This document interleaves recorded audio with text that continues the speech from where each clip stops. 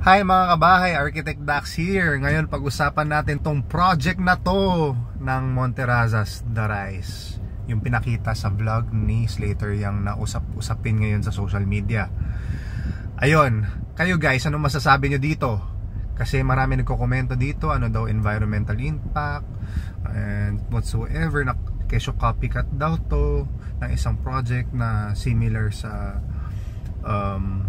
314 Architecture Studio, if I'm not mistaken, na based sa Greece. Correct me if I'm wrong. Anyway, me personally, ang ganda nitong project na to. Sobrang outside of the box thinking, very ambitious, and to be honest, we need projects like this.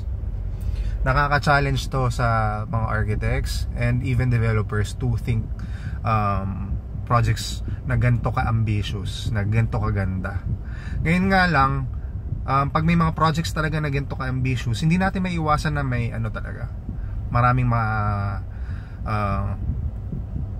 tayong kailangan i-consider.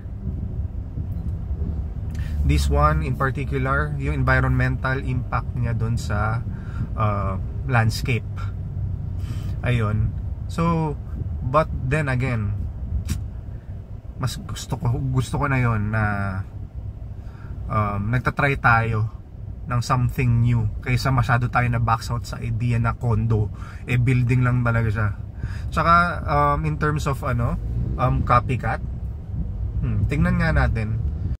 Ito yung isang photo nung kamukha na building daw na gawa ng 314 Architecture Studio. Another photo of the same project and another photo of the same project. So ayun, medyo similar nga naman, pero kung i-check nyo yung details, hindi naman siya copycat entirely. Actually mas malaki nga to tsaka mas wider sa scale. So baka hindi naman intent talaga ng designer na gayahin yung project na yun. Kasi if you think of the design concept, pag may design concept ka na parang rice terraces, similar naman talaga yung kakalabasan, somehow ganyan yung kakalabasan. So kayo guys, anong masasabi niyo about this project? Is it a good project or not so good project? Me personally, gusto ko siya at I'm excited to see this in person.